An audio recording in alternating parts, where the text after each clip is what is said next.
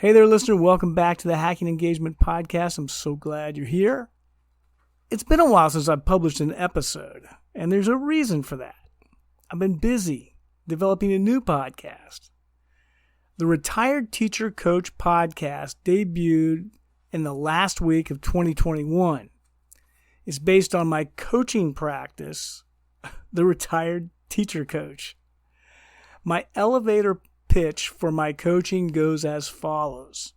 I help retired educators make awesome health and lifestyle choices. While my niche is retired educators, I work with clients that are not educators and clients who are not retired. Each episode of my new show follows a template similar to the Hacking Engagement Podcast. I'll identify a problem and offer solutions.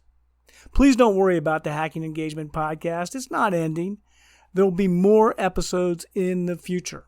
But for today, I wanted to share an episode of my new podcast. This episode has been well received, and I'll wager that it'll inspire you regardless of your age or your occupation status. If you like what you hear, please subscribe to the Retired Teacher Coach Podcast on Apple, Google, or Spotify. Sit back and listen, and please keep engaging your students.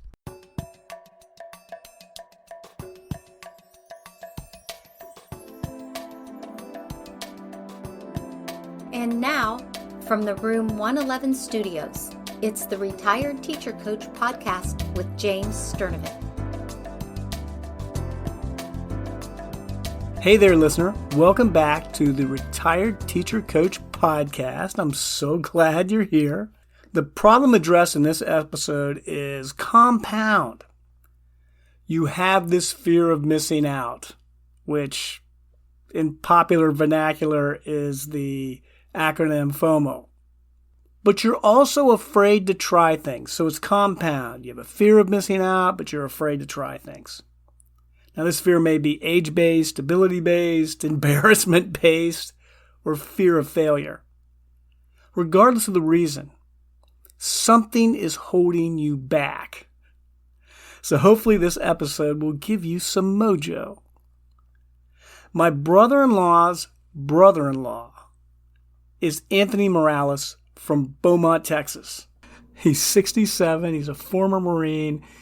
He's a friendly guy. He's a family favorite, and he's an extreme athlete. He's run countless marathons, ultra marathons. He loves adventure. He has an incredible pain threshold, and I can attest to that. I've always admired him. I've always admired this guy. About a year ago, I was perusing one of his Facebook posts. He was recounting a recent adventure. There were images of him dirty and fatigued, doing something darned impressive. In many of those posts, he's surrounded by fellow adventurers who look young and fit and supportive. I thought, I need to be more like Tony. I need to go on an awesome adventure. I want to meet and bond with like-minded people. So I reached out to Tony. I quipped that I would love to join him on one of his endeavors. I had a classic case of FOMO. The adventure, the mastery, the camaraderie. I wanted that. In September of 2021, Tony called me and invited me on an epic fitness challenge with 6 of his friends. The rim to rim to rim hike in the Grand Canyon is 42 miles long. There's 11,000 feet of climbing involved. You start on the south rim, you walk down the South Kaibab Trail to the Colorado River, and then you climb 6,000 feet up the North Kaibab Trail to the North Rim. Then you reverse course and end up back where you started. Tony, however, was proposing doing this non-stop, which is unusual. Most rim-to-rim-to-rim hikers take a break at the halfway point. Once they get to the North Rim, they sleep for a little while before they turn around and head back. But that's not for Tony and his band of brothers. They're going to do the whole thing nonstop. So Tony floated this idea, and I vacillated for a day. Just vacillated. But then I decided I was going to do it. Then a couple of days later, I bought the plane tickets. That was my Hernando Cortez burning the ships moment. There was no turning back. I'd spent the money, so now I had to actually do this thing. So during the last part of September and the first part of October, I just walked. I mean, I put in incredible amounts of miles. I just walked and walked and walked some more. But I wasn't confident that my training was adequately preparing me. I was very anxious about this fitness challenge. On Sunday morning, October 16th, 2021, at 5 a.m., 6 Texans and 1 Ohioan, ranging in age from 36 to 67, started walking down the South Kaibab Trail. At 10 a.m. the next day, Monday, I finished what I started 29 hours and 42 miles earlier. On the episode page, there is a link to my Facebook post, and it has wonderful images and gives you some more details. So please go over to my episode page and check that out. But there are more characters to this story. After I posted my accomplishment on Facebook, I noticed that an old friend, Marie Miller-Bird, and a new friend, Sue Markovitch, enthusiastically commented on my post and then mentioned that they too had done the rim to rim to rim hike. This podcast was fated from that moment. In this episode, Marie and Sue talk about their fascinating motivations for this epic quest. We also discuss our experiences during the hike and how this effort impacted us. These women have a wonderful story to tell. I help retired educators make awesome health and lifestyle choices. My name is James Sturdivant. I taught high school for 34 years. I'm over 60, I'm in great shape, and I feel fantastic. I would love for you to take my coaching on a free 21-day test drive. Just navigate over to theretiredteachercoach.com and sign up. It's time for you to reclaim your vitality. So here I am in the Room 111 studios, and it's December 13th. And I'm looking right at the weather icon on my computer, which says 46 degrees and not a cloud in the sky in Columbus, Ohio on December 13th. That's virtually unheard of. And so what I have two guests who got so fed up with how cloudy it was in Central Ohio that they left. That's true. Okay, I'm going to ask these two fine ladies to say hello. Marie Miller-Bird, say hello. Hello. And you're a Buckeye, you're an expatriate, and you got the heck out of Dodge, didn't you? I did. Yeah, I moved to Denver almost 3 years ago. Okay, perfect. So now I'm 1 for 1. Now, Sue Markovitch, say hello. Hello there. Sue Markovitch, ex-Buckeye, got out of Dodge, didn't you? I did as well. 2019. And so you live in Mesa? I live in Mesa, Arizona. Oh, Arizona. Okay. Oh, very good. Okay, now, I did not look at Mesa, Arizona. I did look at Denver, Colorado. And Marie, you got like 50s, kind of partly cloudy today, right? Oh, I'm staring at bright blue skies. Well, there you go. I thought I could outdo you, but no. And then Sue, it's probably really sunny there too. Typical winter day, 72 and sunshine. Dang. Well, Yeah. I was so excited to tell you guys it was 46 and sunny here, but I don't feel as good about it now. No, you should. That's Ohio. Come on. That is good. Well, it's going to be pretty nasty for the next 3 months. I don't blame you for getting out of Dodge. Congratulations. Okay. I'm so excited to talk about this subject that I'm just going to shut up and get to it. But before I do that, I got to lay a little groundwork. I got to introduce my audience to you guys. So I ask everybody this ridiculous question. I'm going to start out with Marie. How would you describe yourself on a dating app? This sounds like a parlor game or something like that. I think it is a game, or it Yeah. should be a game, you know. So this is a true story, actually. I met my husband on a dating app. Well, there you go. So apparently my profile worked really well, right? But yeah, I met him the year that Sue and I were training for the Rim to Rim. So my profile app would be kind of a three-prong approach is the way I think about it, is someone to do epic adventures with, and someone to travel the globe for music and festivals, and someone to share a $2 taco or a $20 cocktail with. Oh, I like that last part. I mean, Yeah. the first part was, awesome, but I imagine that's on a few apps. The last part's really creative. Thank you. Now, Thank you. Did your awesome man comment on that last part? We actually, while we were together, we were both, we're living in Ohio at the time, Uh-huh. and he grew up off of Lake Erie. So we actually just recently had gotten a boat while we were together, or like upgraded his boat, and he named it Tacos or Two, That's awesome. because Wow. of like our love of, either going dirt cheap or going super high end. We're both. So that was a great hook. It worked out well. Yeah. That's awesome. Bravo.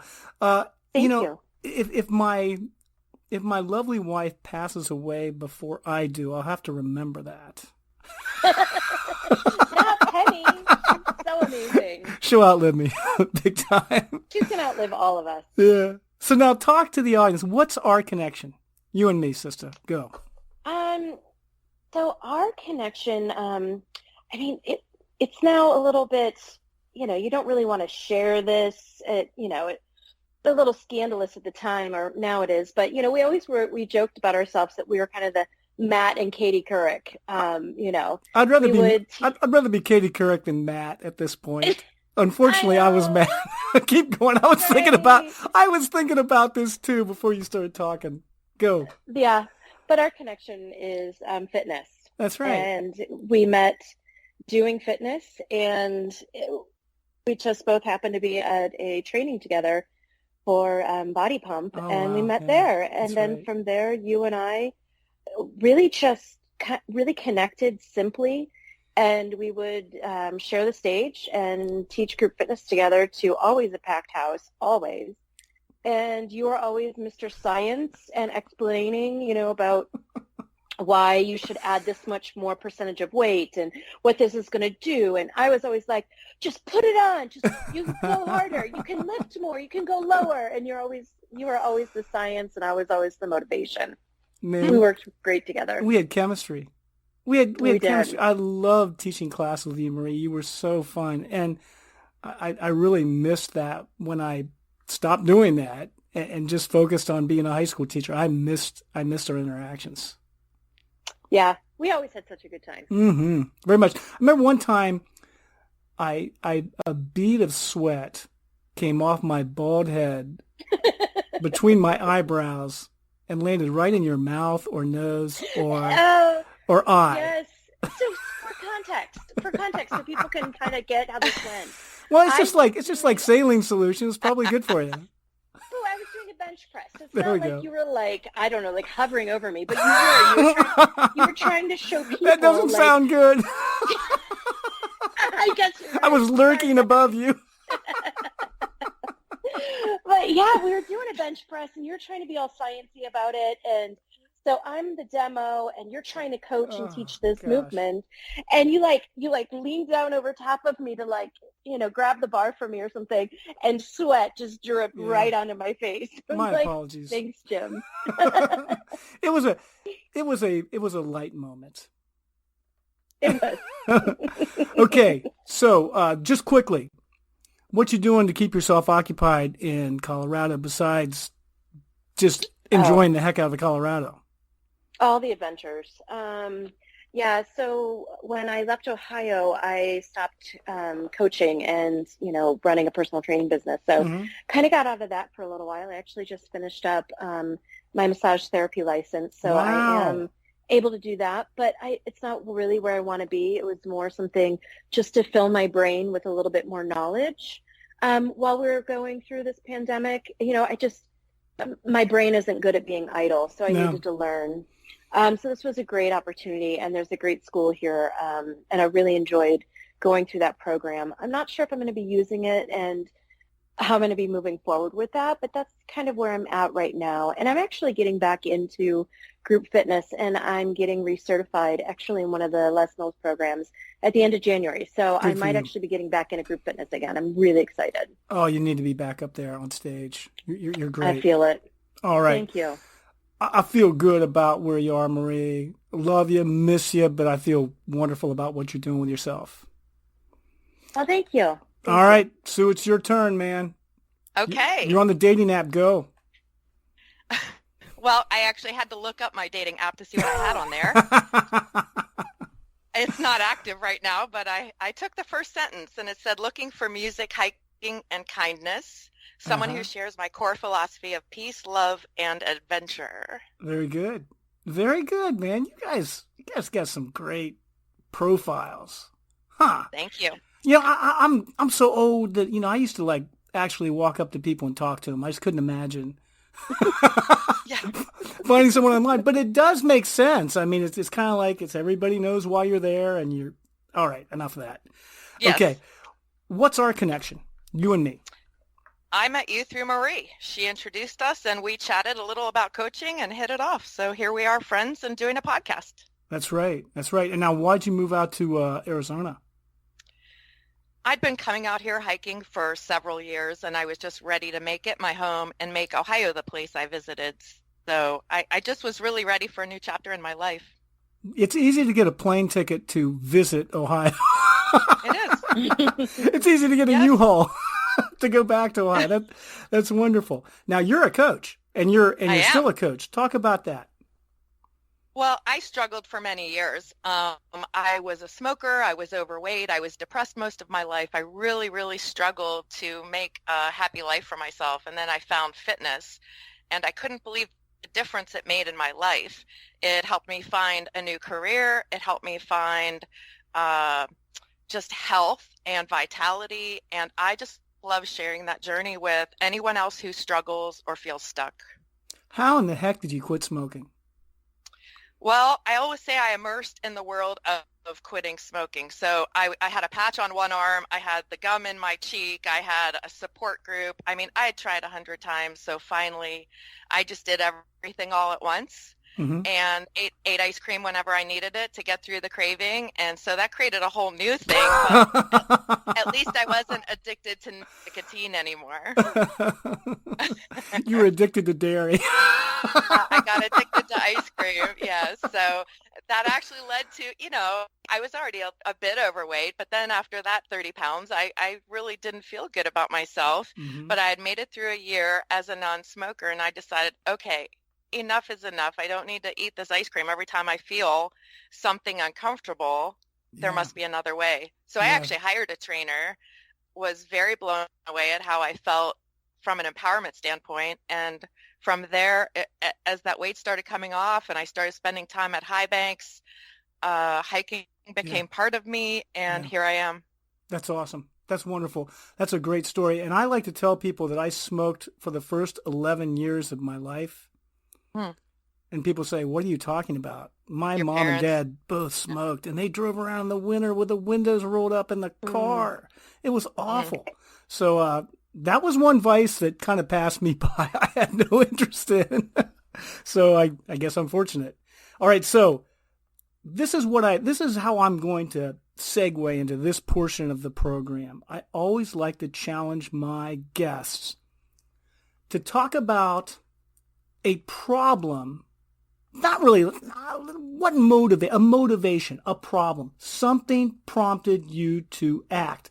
Now, Sue, when you were talking about smoking, you know, what was like your moment? Well, actually, you probably had many of them if you tried to quit many times, but think of the first time. I had one. Okay, go. I was diagnosed with stage 4 kidney disease. And I just knew I lived a very unhealthy life. And smoking was part of that. Eating junk food was part of that. Eating fast food was part of that. Drinking too much was part of that. And I think it scared me straight. I have a serious, disorder and I'm 36 years old. What am I going to do about that? And I'm so thankful there's a part inside of me that goes, oh, hell no, I am not going down from this. I'm going to fight this all the way. Mm-hmm. Boy, that experience is incredibly valuable in working with others, I'll bet. Absolutely. Excellent. Now, I love that story, and it does set us up because something motivated us, all three of us, to take this rather absurd hike called the Rim to Rim to Rim. And I'm going to tell my story last, but I'm going to put you guys on the spot first. In other words, it was filling some desire. It was solving some problem. Marie, go. I'm actually going to volley that over to Sue. She needs to go first for you to understand why I did it. Yeah. No problem. So as I was going through my empowerment change in my life when I was about 40, I started hiking out west. And it started with a simple hike in St. George, Utah, and it grew to bigger hikes. And I met some friends around Columbus that were hikers as well. And we started traveling out here to Arizona and Utah to do some exploring. Well, we decided to do Grand Canyon, South Kaibab Trail to Phantom Ranch, spend the night, and then hike up Bright Angel. And that was in 2012. And we flew out there and did that. And it was great. I was hooked on the canyon. Yep. And that experience led us to decide to do Rim to Rim to Rim, which I did with them a year later in 2013. At the end of that hike, the following day, one of the people that was with us on the hike raked me over the coals for ruining their experience because I was slower going up the North Kaibab Trail. Geez. And so, I started to cry. I called my best friend. She said, that's ridiculous. You just did an epic thing. But it didn't feel epic to me because of that. Yeah. And it was hard to come home feeling the empowerment, the accomplishment that I wanted to feel from it. Even though I did rim to rim to rim, I came home feeling very bad. So a few years went by. I turned 50. I started doing some more epic things without those people. That was a choice I made. No more adventures with them. One of them was to do a half marathon every month for my 50th year. And Marie started joining me on those, and we started calling them board meetings, and we were out on those trails around Columbus, Ohio so frequently. Well, it was during those, that was 2015, that we would just talk and talk and talk, and I think I was still trying to process the pain of the 2013 experience. And I honestly, maybe she can fill this in. I don't remember if I said, will you hike it with me? I want to do it again. Or if she said, you need to do it again. I don't remember. But all I know is about a year before we did it, we decided, let's go hike the rim to rim to rim. And I told her, I just need to do it again and have it be the positive experience it's supposed to be. Fascinating. That is that's an incredible story. Wow. I feel bad that you had that initial experience because it ain't easy. You should have been celebrating. Well, yes, true. And I did my own celebration, but at the same time, it wasn't as a group. And I always had that little voice in the back of my head saying, you did it, but you didn't do it well. Oh, jeez. So it had to be, So it had to be someone I trusted so radically that I knew, one, because those folks, they kind of left me behind in the canyon on the way up Bright Angel. They just left me on my own to finish. So I knew I had to go with someone who wouldn't leave me. We had to finish together. And that no matter what I encountered, they would still show love and kindness and nothing else. So Marie was that person. Oh, that's a great story. Marie, you got to segue. I mean, you got to join in here. Talk to us, man. Yeah, the moment when we decided to do this is completely unclear. I have no idea. I don't remember when we decided either. We just, all of a sudden, I know that we finished that year of her half marathons, and we turned that right around and say, well, we're already halfway there. We might as well just keep going and keep training. So then the rest of that spring and summer, we really focused on making a plan on how to get the correct mileage in so that we could successfully finish. That was our goal, was to be able to finish without Drama. Yeah, without being traumatized again. So that was really what I think, Sue, that's where it came from. Was we're like, well, we already been doing, a half marathon a month and already have our mileage here. We might as well just keep ramping up our mileage to where we were doing, in Ohio, doing these back-to-back 18-milers like Saturday and Sunday or Friday, Saturday, and all the hills we could possibly get with our pack full. And I mean, Jim, it's hard to train when you're in Ohio for something that has such different elevation change. No kidding.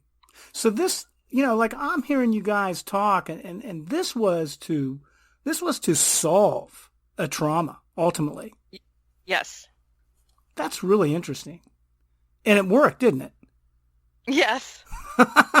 You wouldn't be on here talking right now. Like 1,000 times more than I ever could have hoped for. It not just redeemed the first hike, but it was this incredible experience that lives on a movie screen in my head all the time. I love it. Absolutely. I love it. Marie, is there anything you want to add before I tell you my little problem motivation thing? Yeah, I think when we got to this, I didn't know anything about the Grand Canyon. So it was a lot like the way that I met you, Jim, was, the group fitness manager said to me, hey, we need to bring in this new program. Do you want to go get certified? And I easily put my hand up in the air and go, sure, I'll do it. What is it? Right. And then same thing with Sue. Hey, what do you think? Do you want to do this with me? And I put my hand up and I'm like, sure, absolutely, I'll do it. How far is it? That's true. I know nothing about it. But it's really, it to me, like she said, it's this epic movie that just plays on, and it's not something that I try to compare other things to, but at the same time, in the back of my mind, I go, I can't wait to share that with someone else. Perfect. How old are you, Marie? 46. 46. Well, this ain't easy for a 46-year-old, is it? Hey, now. Honestly, it'll take the starch out of you, won't it? It makes you so humble so fast. Oh, man. Okay. Here's my motivation. So I'm 60, turned 60 in March, and never ran a marathon in my life. Never had any interest in running a marathon. None. And I have this brother-in-law who has a brother-in-law. So this is my brother-in-law's brother-in-law, if you can follow that. Mm-hmm. And he's a guy from Texas. He's a little Marine guy, and he's 67 years old, and he just constantly runs marathons and challenges himself to do incredible things. So I'm just shooting the bull with him one night. I think we're having a glass of wine, talking a little bit, and I just said, Tony, his name's Tony Morales. He's from Beaumont, Texas. I said, invite me on one of your, fitness endeavors that will really challenge me. Now, we have a phrase at my house. It's called Vino Veritas. Have you heard about that? Mm-mm. It's Latin for wine truth. It means like sometimes in the midst of drinking wine, you say things you regret. So like 2 weeks later, he contacts me. He goes, are you ready? And I'm like, what did I agree to? What did I get myself into? He goes, we're gonna hike the Grand Canyon. And I thought, man, that sounds actually really neat. I didn't want to run a marathon. Didn't want to do it. And so he proposes this, but I was confused about what he was proposing. And you guys are going to virtually nod your heads right now. I thought we were going to go rim to rim. I thought we were going to start on one side, go to the bottom, go to the other side, which I thought, well, that sounds really hard, but, I'll give it a try. He said, no, we're not doing that. We're going rim to rim to rim. We're going to go down to the bottom, up to the other side, back down to the bottom, up to the other side. We're going to do it all in one. And boy, I started getting anxious about that. I started getting really anxious about that because of my age, the fact that I'm not a marathoner. These guys are. I was going to go with 7 other people, none of which I knew at all. Most of them were in their 30s and 40s. And so I got to work. I only had a couple weeks to get ready, and so I went to Mohican State Park, which is up by Mansfield. Are either of you familiar with that? Yes. Absolutely. And it is hilly. I mean, hilly by Ohio standards. And I walked every week from sun up to sundown and focused on those hills. Now, one thing that I did that was really interesting and really paid off, there's a fascinating coach, Marie, this is going to be scientific, that promotes nasal breathing for cardiovascular training. In other words, you want to try to keep your mouth shut. If you don't want to do that, just carry on a vigorous conversation with someone and work on increasing your speed, keeping your mouth closed and breathing through your nose, and carrying on a detailed conversation. I did that. There were times when I was talking to myself up in Mohican State Park, but I was walking like 12 hours with my mouth shut the whole time. And baby, did that pay off when I got out to the canyon. One thing that you have to factor in that you ladies know, but the listeners might not, is I'm like at 900 feet elevation here in Columbus, Ohio. And we're talking about a lot of additional elevation, which also takes its toll on you. Mm-hmm. So the bottom line was, I really debated, should I do this? Should I do this? But I came to the conclusion that if I didn't do this, I would really feel like I missed an amazing opportunity. And so I said to hell with it and did it. So my big motivation, my problem was this fear that I would be missing out on a great adventure just because I was too chicken to do it. All right. Now I have to ask a couple questions. I want you to talk about your experience during the hike. Give me a story. Positive, negative, wherever you want to go with it, man. I'll start with the ending. I think, aside from the whole thing just being just mind-blowingly beautiful, amazing, like nothing you can ever describe or see in pictures. So my story that I always share with others is we're climbing out of the canyon and it's pitch black, and so we're constantly just focusing on the light at the top of the canyon because we knew that was where our finish line was. So we are just looking up, and it is dark. And you have your headlamp on, and that's all you can see. And Sue is just constantly telling me where the cliffside is and where the side, important information. You can get so turned around. You're going back up these switchbacks, and she's like, all right, canyon on your left, wall on your right. And so we're going up, and I'm behind her. She's in front, leading the way. Tired, trying to finish. And, I start to kind of look around, and I look over down to the side of the canyon to kind of like look down and kind of get my bearings a little bit. And as I pan over, my headlight picks up these two glowing eyes at my eye level about 5 feet from me. And they were like these oval-shaped eyes staring at me, glowing in my headlamp. I scream, and I literally am running up right behind Sue. It had to have been like this giant just mountain goat just hanging out on the side of the mountain staring at me. All I could make out was just the silhouette of the horns and his eyes and the shape of his face. I screamed so loud and ran so fast. Oh my God. I think that probably terrified the beast, hopefully. Probably do. So you didn't see it again, right? No. I bet you that gave you a lot of momentum, though. It sure did. It lit me up. So how far was that from the top? I don't remember. Sue, do you remember? I would guess somewhere around the 3-mile rest house. That's an awful area. Yeah. Yeah. Okay, man. Go, Sue. Give me a story. Oh, how do you pick one story from 100? Yeah. I mean, one of my favorite ones is around that same time frame after she'd seen the glowing eyes. So now I had that constant feeling of having to check behind me to make sure no one was following us up the Bright Angel Trail. Right. And at one point, she stops, looks down, and says, "Hey, come look at this." And I turn around. It's hard to even turn around. Yeah.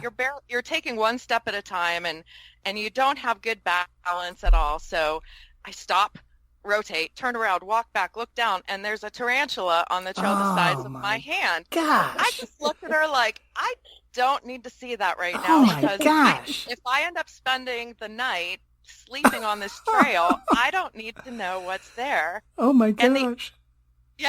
The only thing that got me through that last few miles of the Bright Angel Trail after, 45 miles and we had a couple to go was, like she said, I just got this mantra on repeat. Yeah. Big step up, because each switchback has a big step up, and I'd say wall right, fall right. So if you're going to fall towards the wall, because my balance was gone. Yeah. My equilibrium was gone. Yep. And I just didn't want to topple over the edge. So that's a pretty distinct memory of wall right, fall right, big step up, 2 deep breaths. And I just had to stay in the moment to get through each of those switchbacks. That's awesome. That's incredible. I have two stories. And I think you guys are going to be impressed with me. But I've told women that before, and it's backfired. Self-promotion, guys, does not work. Let's hear it. I was too amped up the night before to sleep. I couldn't sleep. So on top of this damn endless walk, I was awake for 41 hours straight. So, I couldn't sleep. We did it on a Sunday. And I couldn't sleep from Saturday to Sunday night. So I was awake for 41 hours, which was really, really tough. Now, okay, this is completely non-self-promotional. This is a self-deprecating story. I felt pretty damn good when we got to Ghost Ranch and started going up that North Rim. I mean, I was feeling some mojo. And I was thinking, here I am going with these marathoners.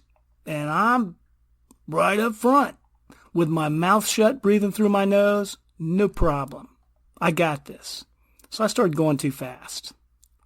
And I didn't pace myself. I got a little full of myself. And then when you get to like the Manzanita pump house, going up the North Kaibab, when it's just really, really steep, man, I ran out of gas and I was hurting. And the one thing that's really interesting is I put up a Facebook post, which both of these females commented on. And there's a picture of me, a god-awful picture of me, on top of the North Rim, just like plopped down on a bench thinking, this is the halfway point? How in the hell am I going to do this? And I had a hike mate who was great to me, and he was just like, he said, Jim, you just got to start moving downhill. You're going to feel a lot better. And eventually, I didn't have a choice. I had to start doing it. But I was humbled. I was humbled because going up the North Rim in the flatter areas, I was really feeling like I got this, no problem. And then when things started getting steep, going up that North Kaibab, I quickly learned some humility. But one thing that was interesting is like we were with a large group and we came down, back down, and we stopped at Phantom Ranch at 5 a.m, pitch black, and they all fell asleep. And I said, there is no way in the world I'm stopping at this point. I'm going to keep going. So I went across the bridge and just pitch blackness. There was just the brightest stars I've ever seen. And I got up that South Kaibab because there was no way I was going to stop. None. Okay, now this is a great prompt. Marie, tell me how you felt at the end. Oh, hungry. That's hungry, disoriented. Just, you really want to say that you felt like this massive sense of accomplishment, but there's zero fanfare to go with it. So you get up there and there's no one to celebrate with you. There's no finish line. There's no medal. There's no nothing. All we wanted to do was find like some food, some real food that wasn't just like something we packed in our, in our backpack. And to just kind of check in with people back at home because, there's no service in that canyon. Yeah, right. So, it was this really weird sense of, I was kind of frazzled, quite truthfully. Like I've always been that way. I'm not ready to celebrate or like really put my hands up in the air until I have a little bit of time to digest what just happened and get me to a place where I feel better. You know what I mean? I was really depleted. I was so not anticipating that answer. Because Really? I've seen you be pretty celebratory after doing like a set of squats. Very true. Very true. But I think when you are in such a vast experience like this, there's just no way to go. I don't know. I couldn't celebrate yet. Let me follow up. Let me follow up. How'd you feel the next day? Amazing. There we go. That's what I'm looking for. That's what I'm looking for. Stand there because we finished in the pitch black, so you can't look over your shoulder and look at what you just finished because you can't see it. You can't see what you just did. So the next day was definitely that time to really celebrate and. That's a good point because I finished in the daytime. I finished in the daytime. That is a very good observation. Yeah. We walked back to that canyon rim the next morning and just had tears. That's beautiful. We accomplished that. I love it. Sue, come on, Sue. You had to have like a tremendous sense of euphoria at the end of that trail. I would not describe it as euphoria. I remember about 10 minutes before we finished, I started getting really choked up because I knew we were almost there because, you pass through those tunnels on Bright Angel, and so you know where you are finally. But when I get choked up, I can't breathe well. And I remember Marie saying, not yet. Just a simple, not yet. Okay, you're right. Breathe. Speaking of nasal breathing, she didn't mention what happened to her. I'll let her tell you if she wants to. There was no nasal breathing. I forgot. No nasal breathing for Marie. But, it's such an incredible experience to process that while you're in it, it's almost, I think I'm still processing it 5 years later. That's awesome. Because so much happened. But I specifically recall getting to the parking lot at that Bright Angel trailhead and just seeing those cars sitting there and thinking there should be a marching band for us right now. And, oh my gosh, is anything still open that serves food? And I can't walk, so something else is going to have to, transpire. I did not have a celebration at that point. And the pictures we have of us eating the pizza we got. Oh, that's exactly what I got. I got pizza too. Drunk. You were. Yeah. Like my brain was not operating properly. Yeah. Yeah. That's beautiful. Yeah. Let me, I'm going to have to back up. I have to share this story. I forgot about this part. So, day 2, so we took it into 2 days. We hiked the first day, stayed at the North Rim Lodge. I mean, we slept for maybe 5 hours to get back up and get started again. I bet that was just some hard first steps. Oh, that next morning. It wasn't so bad. Well, Marie, I'm going to stop predicting what you're going to say. I'm just striking out like crazy. I'll shut up. You talk. I'll shut up. You talk. Go. So we're going down. We get across and we get past the big bridge, which I have a major phobia. So that's really hard for me to get across that bridge every time. Yeah. But we get over there and we're at the pump house, and I didn't have that much experience with being in the desert like that, this extended period of time.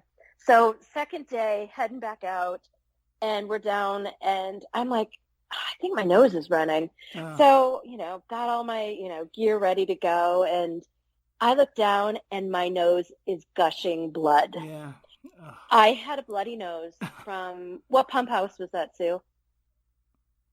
That's the river rest house. It's down at the Colorado River. So we're at the bottom. We're at the river. My bloody nose didn't stop until we reached Indian Gardens. Oh, that's a drag. So that's, oh yeah, because you went up South Kaibab. So this is on Bright Angel. Yeah. Right. That That was a good 4 miles.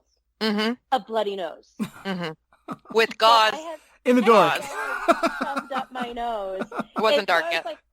I'm like, well, we can't take pictures because here I am with like bloody gauze hanging out of my face. That's wrong. It was, yeah. I'm so sorry. So no nose breathing at all. That was a dry mouth. Wow. One of the things that happened to me, because I was actually by myself because the other guys were sleeping. And I said, screw it. I'm going up this canyon. I'm getting done.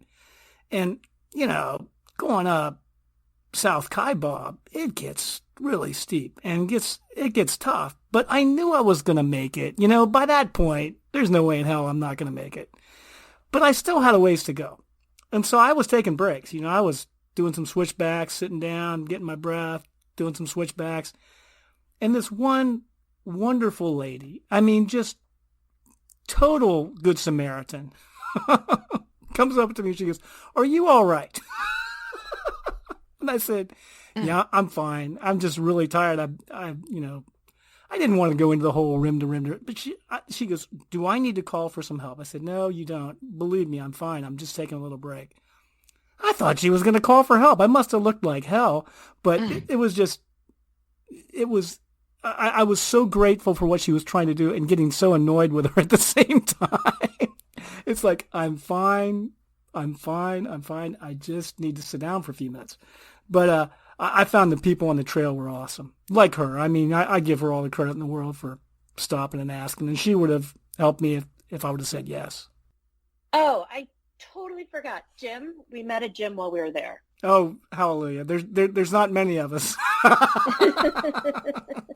So let me set the stage. It goes like this. Sue and I get there the night before. We get into our hotel room, and we're staying right on Bright Angel Trail right there and in the lodge. And we go out to kind of walk the rim, and we're just looking over the rim. And, two girls from Ohio, we're very conspicuous. And this gentleman introduces himself, and his name is Jim. And he's like, "So, I hear you girls talking. Are you going to go, do the rim tomorrow?" We're like, "Oh, yeah, absolutely. We're doing rim to rim to rim." And we're all excited and telling him about it. And he's like, "Have you ever done it before?" We're like, "Nope, it's our first time, and we're ready." And he's like, "Well, I do it every Labor Day and have for years." We're like, "What?" So he does it. And he was like, "Well, we'll be looking for you." So in the morning we get up, we're on the same tram, and we say our goodbyes.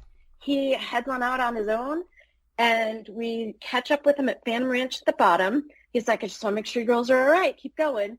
And he also was staying at the North Rim Lodge. So he waited at dinner for us for we were 2 hours late coming out of the canyon. So he waited and waited.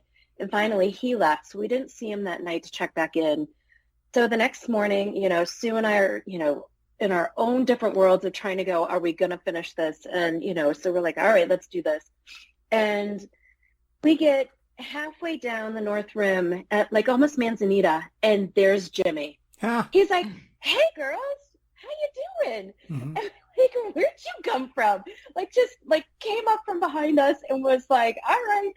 So actually, when we climbed out of the canyon, you ask how it felt. It was, did Jimmy finish? And if he did, where is he? Mm-hmm. And, we just kind of wanted to check back into this trail angel who just happened to be there, was constantly looking out for us. Yeah. And we ended up finding him when we went to get pizza. So this guy who just does it all on his own, Sue would have to give you details of what he does not hike with, because he hikes bare minimum. And he's sitting there eating a frickin' salad. I was like, how are you eating a salad right now? Do you know what you just did? And so he's just munching on his little salad like this little, billy goat of the canyon. And, Sue and I were like, pizza. And, yeah, it was our story of Jimmy. He was just this trail angel. My trail angel was Brian Bauer. He was the guy that helped me out when I was halfway, and I was thinking, how in the hell can I do the rest of this? So, yeah, perfect story, man. Hey, I love this convo, ladies, but I'm going to have to wrap it up here. I'm going to ask you one question. So you told this remarkable story about a previous trauma, and how this healed that. Yes. And Marie, you obviously wanted to be part of that healing process. That was a big motivation for you, correct? Absolutely. Hey, I got one right. for me, it was just like this fear of missing out. Man, I need to do this. I'm going to really regret it if I don't do this. So a lot of people don't let themselves take chances like this. What advice can you give them? It's not advice. I just share my experience, which is if you struggle, I know where you are. If you don't believe in yourself, I understand completely. If you feel like you're too far gone and you've blown it and this life isn't a good life for you, I understand. I felt that way. But then I just experienced a few things that made me come alive. And I recognized in that how life could be. And so I just encourage people to ask themselves, what makes you feel alive? And I don't care what it takes, go do it. I love it. And I'm going to ask you a question. I don't know what your response is going to be.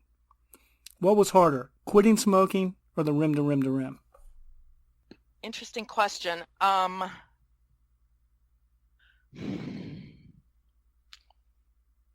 I tried to quit smoking for like 10 years, so I probably am going to have to say that. That would be that was my guess. Yeah. Okay, Marie, you go, man. Tell me something. Talk to him. I'd say, here's the thing. Don't have a bucket list. Because when you have a list, you have to check it off. Just go do it. Just call, schedule your hotel, schedule what you're going to do, and just go do it. Forget the bucket list. Light that candle. You know something? That's kind of the way I was with my, hey, take me on a hike sometime. Okay, 2 days later, let's go and do this. I didn't have, I had like a couple weeks to be paranoid about it, but you're right. I love it. I love it, man. Hey, listen, you guys have been fantastic. What's going to be your next big frickin' deal? What's going to be your next thing? What's going to be your next massive accomplishment? Go ahead, Sue. I don't know if I'll ever do rim to rim to rim again, but I will certainly never say never. Okay. But my plan, now that I live 3.5 hours away, is to do some of the other hikes in the Grand Canyon, Plateau Point, another rim to rim, just one time across, and relax when I get there. But I also want to spend, the next 50 years exploring the West, hiking every hike that I can, and just creating a life of adventure that I always wanted but didn't know that until I got here. Perfect. Marie, go. Same.